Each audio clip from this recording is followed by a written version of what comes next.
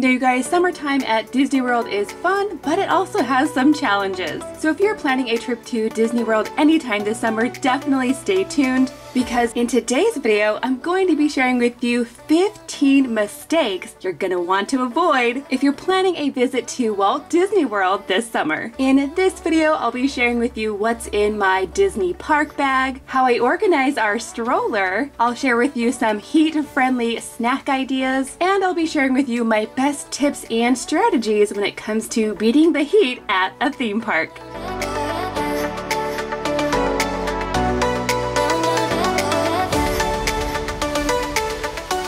I'm Jennifer and welcome to the Family Fudge. On this channel I share videos that are all about family, food, and fun, and over the years I've shared lots of Disney how-to videos. But you guys, since then my family and I have moved to Florida, so how I do Disney has definitely changed. Summertime at Disney World means heat, humidity, and lots of rain. But not to worry you guys, it still can be a lot of fun.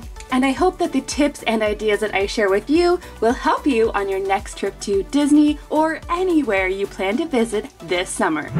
Okay guys, now the first mistake you're going to want to avoid is choosing the wrong outfit. What you wear on your body, your head, and your feet can make or break your trip. Picking an outfit for a day at Disney can be tricky. On one hand, you're going to want to look cute for all the pictures you're probably going to be taking, but on the other hand, you're also going to want to be comfortable since you'll probably be walking around a lot in the heat. Now for me and my kids, if I know it's going to be an extremely hot day, I do not worry about dressing in layers. We also avoid the itchy and scratchy princess dresses, and where possible I try to choose light colored clothes instead of dark colored clothes. My best recommendation for clothes at Disney World during the summer is to dress like you're going to an athletic event. So I recommend fabrics that are light, that are breathable. If you can find some kind of moisture wicking or a quick drying fabric, that is also a big plus. Because during the summer at Disney, it rains almost every single day. Maybe not the whole day, but you're gonna wanna wear something that when you get wet, it's not gonna be super uncomfortable. And my girls and I also really enjoy sundresses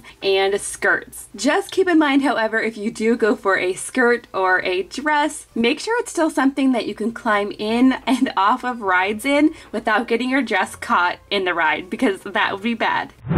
The next mistake you're going to want to avoid is wearing the wrong shoes. The last thing you're going to want on your Disney vacation is a blister or super sore feet. When you're coming to Disney or any theme park in general, make sure you pick shoes that are good and worn in. This is not the time for fancy new shoes, because new shoes are much more likely to give you a blister. I read somewhere that the average Disney World guest walks about 8 miles per day. So yes, the shoes that you pick will definitely make a difference. Now, when I go to Disney World, I see a lot of people wearing athletic shoes and walking shoes. But for us, we like to wear shoes that are water friendly. Something that when it gets wet is going to dry quickly. But it's still really comfortable and slip proof. Next up, do not make the mistake of not bringing any personal cooling gear. One great option that we love is a personal fan. These come in lots of different shapes and sizes. You can get these at Target, Walmart, Amazon. You can get them at the Disney parks as well. I got these really cute Mickey shaped ones on Amazon. These come in a 2-pack, which is great because every kid in my family wants their own. And what I really like about these fans is that they don't take batteries, so you don't have to carry around batteries as well. These are rechargeable, and these ones even come with a little loop on the back, kind of like a cell phone, so you can kind of hold them and walk around and not worry about dropping them. Another type of personal fan I see a lot in the parks is this style. This actually comes on a lanyard and the air blows up at your neck area, cooling you off. Now again, with this one I chose a rechargeable one instead of one that takes batteries.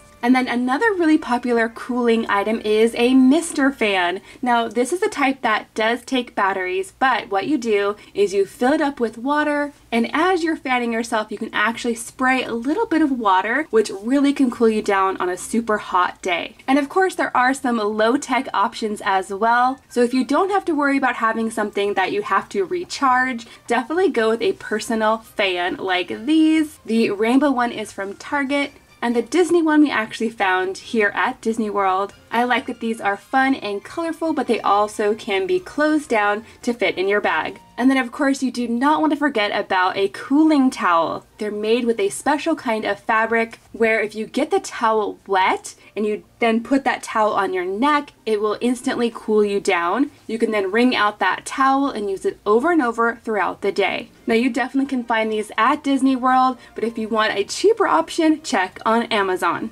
Okay guys, now next up is a mistake you definitely want to avoid. That's right, we're talking about staying hydrated. Summertime at Disney World, outside you need to be drinking plenty of water. So for this, I have a couple of tips for you. Now when we go to Disney, we have a stroller with us, which gives us some storage options. So you don't physically have to carry all of our water bottles, which is nice. So for the kids, they each have their own insulated water bottle. These hold a ton of water. They keep the water cold all day. I found these ones at Sam's Club, and then I just ordered some decals off of Etsy to customize them. Now the only negative thing about these water bottles is that they can get pretty heavy, and you might not want to carry a big heavy water bottle around with you all day, especially if you don't have a stroller. So of course you can buy water everywhere around the parks, but it can get pricey, especially if you have a lot of people in your family and you're trying to drink water throughout the day. So a great money-saving tip is to actually ask for free water at Disney World. If you're at a restaurant, if you're ordering food, or if you're at the Starbucks, just ask for a free cup of water and they will happily give you one. Another great option is to bring a collapsible water bottle. That way when you're not using it, it can just stay in your bag. Then when you get thirsty, you can pop it open and fill it up at a drinking fountain, which by the way, the drinking fountains are back open at Disney World. And you guys, if you are kind of a water snob like me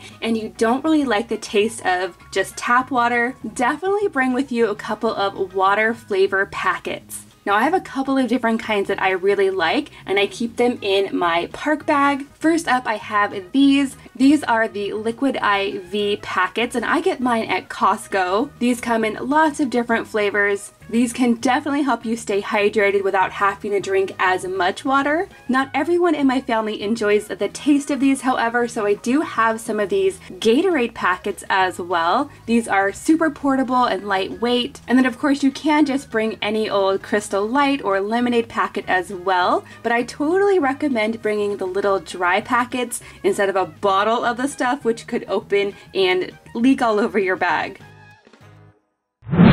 Next up, do not make the mistake of forgetting about the sunscreen. The Florida sun is no joke, you guys, so definitely make sure to bring plenty of your favorite sunscreen, and I mean plenty because you're gonna want to reapply it throughout the day. Now, in addition to the regular sunscreen that I like to bring, I also really like the facial sunscreen. This comes in a little tube, so it's really easy to apply. And if you really want to be protected, you can also get yourself some lip sunscreen as well. And you guys, if you really are sensitive to the sun, like my daughter Mackenzie, definitely check into getting a UV hat. We get these at Costco. I love that they look pretty stylish, but also offer more protection from the sun. Now, next up, we're talking about strollers. Another big mistake you're going to want to avoid is to not bring a stroller if you think you might need one. Now, honestly, you guys, even if you have an older kid that doesn't normally use a stroller at home, still consider getting or renting a stroller for your trip to Disney World. Trust me, like I said, you're going to do a lot of walking in the heat and it can be intense. The last thing you're going to want is a cranky, tired child and then have to carry that child all throughout the park because they're exhausted. So my youngest child is almost 5, so technically you would think that he probably doesn't need a stroller, and he might not, but we still bring one anyway because it's nice to carry all of our items in. As you can see, I hang so many of the things that we use in the parks on the stroller so I don't have to carry it. It can also be used as an extra place to sit if there aren't any chairs. Now you guys, if you don't have a stroller at home, you can definitely rent one once you get to Disney, or there's companies in the area that you can rent your stroller from, and they'll actually deliver it directly to your hotel or wherever you're staying. Now for tips 7 and 8, we're talking about food and snacks. First, don't spend all your time in line buying your snacks. And second, don't spend a fortune by buying all your snacks at the park. Now, don't get me wrong, I absolutely love Disney snacks and drinks, and we buy them almost every time we go. But sometimes the lines are really, really long, so it's convenient to bring some snacks and drinks with you to the park, which they totally let you do, no problem. There are a couple of rules to that. You can't bring any glass, you can't bring any alcohol, and they don't like loose ice. Now, when it comes to packing snacks and drinks for Disney, you definitely want to avoid any sort of melty foods. So chocolate or candy that's going to get all melted, I don't recommend you bring those. Instead, our favorite snacks to bring include beef jerky. I really like these sticks. They don't have a ton of sugar and they're not messy. I also recommend granola bars that don't have any chocolate in them and that don't get crushed super easily. I really like these Kind bars. They're quick, they're filling, and they don't get all melty. Next up, we love these fruit pouches. These come in lots of different flavors, and the trick is to actually freeze them before you head to the park. The next thing we love to bring are Uncrustable sandwiches. They actually sell these in the park, and they're really expensive. So if you can bring your own from home, you can save a lot of money. Now, if you are a fan of chips or crackers for a snack, definitely look into getting chips that are like these. Instead of just a regular bag of chips that could get crushed in your bag, these come in a container which is resealable and keeps them from getting crushed. I also like to bring some Baby Bell cheeses. Again, they sell these in the park, but bringing your own will be cheaper. And then you guys, I also like to freeze pink lemonade pouches and apple juice pouches. Basically, I'm creating our own cheaper version of slushies that you can find throughout the parks.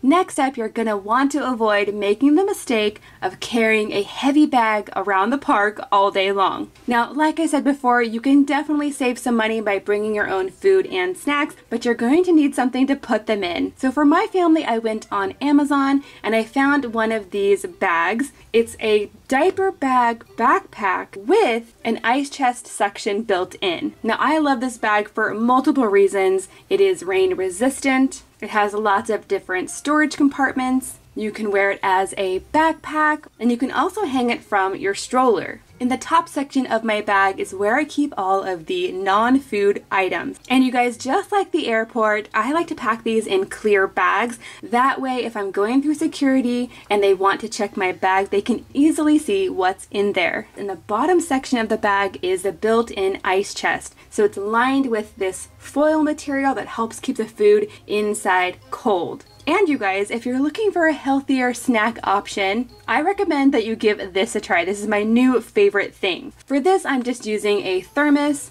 and I'm actually going to start by filling this thermos up with ice cold water, and I'm going to let that ice cold water just hang out in there for a few minutes before I dump it out. Next, I'm going to go ahead and add in some reusable ice cubes. These are so cute. They're little pineapples and flamingos and cacti. I'm going to put some of these reusable ice cubes in here with some strawberries and some grapes and some baby carrots, and those are going to keep all of my fruits and veggies cold without getting them soggy. So you guys, that is what's in my bag. And because I have a stroller, I have a way to carry the bag where it's not actually on my back all day. But if you don't have a stroller, one thing you can do is check out the lockers. Now, these are located at the front of each of the parks, and they cost anywhere between $5 to $15 generally, but you can totally bring your backpack, all of your snacks and drinks, and put it in the locker and leave it there until you need it. That way you're not carrying your heavy bag, but you still are saving money by bringing your own snacks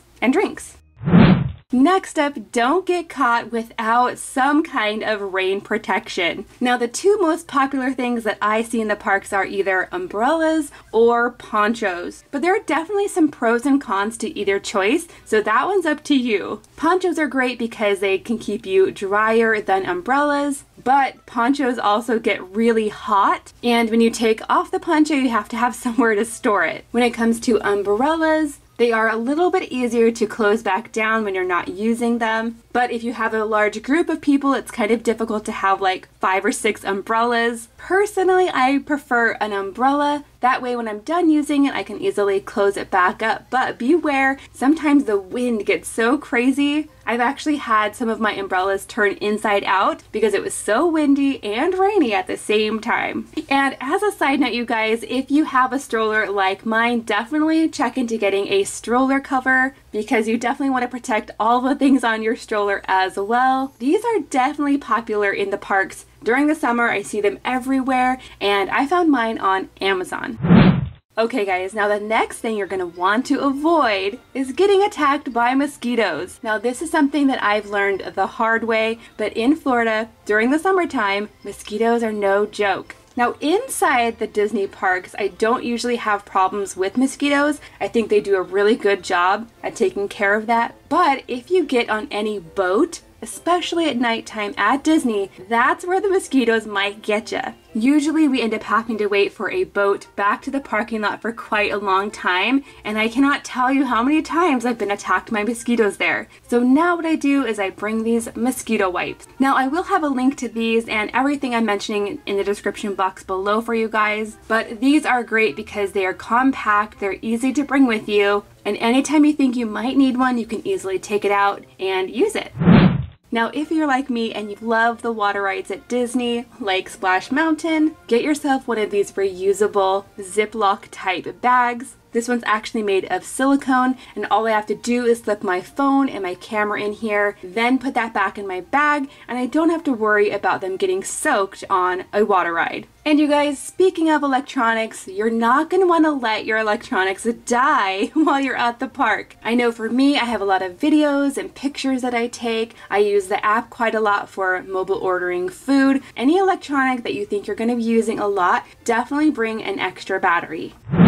Okay guys, now number 13 and number 14 are all about timing. First up, don't make the mistake of going to Disney during the hottest part of the day. If you can avoid it, however. I know some people, if you're going to only have one day at Disney, you might want to stay all day long. Whereas other people might have the opportunity to just visit in the morning, then go back to their hotel for a couple of hours, cool down, and then head back to the parks in the evening. If you don't have that option, instead, during the hottest parts of the day, that's where you can schedule your dining reservations. That way you're inside, having a nice meal in the air conditioning, or you can plan to go on those really air-conditioned rides such as Haunted Mansion, Pirates of the Caribbean, Frozen, and give yourself a little bit of a break from the heat outside. And you guys, the very last thing you're going to want to avoid during summer at Disney is not having patience. Now, I can tell you firsthand that you can plan out your entire Disney trip, have everything organized, and once you get there, everything goes wrong. Usually there's something in the day, whether it's rain or weather or other guests, that will change your plans. And if you choose not to be patient and go with the flow, it can ruin your whole day. So yeah, just expect the unexpected, try to bring your patience, just focus on having a good time while you're there with the people you're there with, regardless of the weather. If you found this video helpful today, definitely give it a big thumbs up. If you have any other Disney questions, leave them down below. Thank you guys so much for watching, and I'll see you in my next video.